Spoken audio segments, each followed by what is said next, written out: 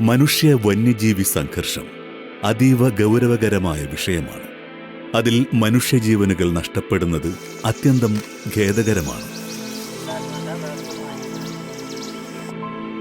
വേനൽ കനക്കുന്നതോടെ വന്യമൃഗങ്ങൾ കൂടുതൽ ജലം ലഭിക്കുന്ന പ്രദേശങ്ങളിലേക്ക് തുടർച്ചയായി വന്നു പോകുന്നുണ്ട്.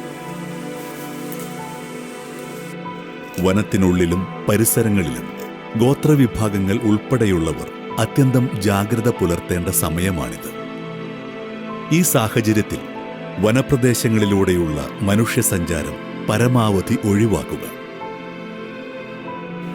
വനത്തോട് ചേർന്ന് കിടക്കുന്ന തോട്ടങ്ങളിൽ ആന, കടുവ, പുലി തുടങ്ങിയ വന്യജീവികൾ കാണപ്പെടാം. രാത്രികാലങ്ങളിൽ വനപ്രദേശങ്ങളിലോ സമീപത്തുള്ള തോട്ടങ്ങളിലോ സഞ്ചരിക്കാതിരിക്കുക.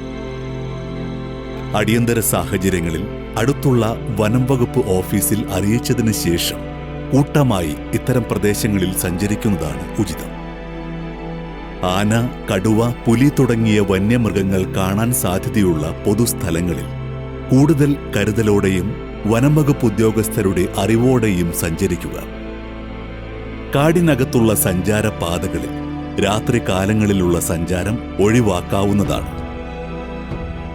വനോൽപ്പന്നങ്ങൾ ശേഖരിക്കാൻ കാട്ടിലേക്ക് പോകുന്ന വനവാസികൾ വന്യമൃഗങ്ങൾ ഇല്ല എന്ന് ഉറപ്പുവരുത്തി മാത്രം സഞ്ചരിക്കുക.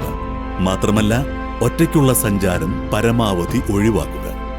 ലഹരി ഉപയോഗിച്ചുകൊണ്ട് വനപ്രദേശങ്ങളിലോ വന്യജീവികൾ ഇറങ്ങുന്ന സ്ഥലങ്ങളിലോ സഞ്ചരിക്കാതിരിക്കുക.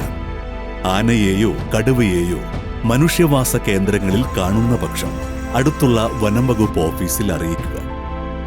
കന്നുകാലികളെ കാടിനകത്തേക്ക് മേയ്ക്കാൻ വിടാതിരിക്കുക. അത് കടുവ ഉൾപ്പെടെയുള്ള വന്യജീവികളെ കാടിന് പുറത്തേക്ക് ആകർഷിക്കും.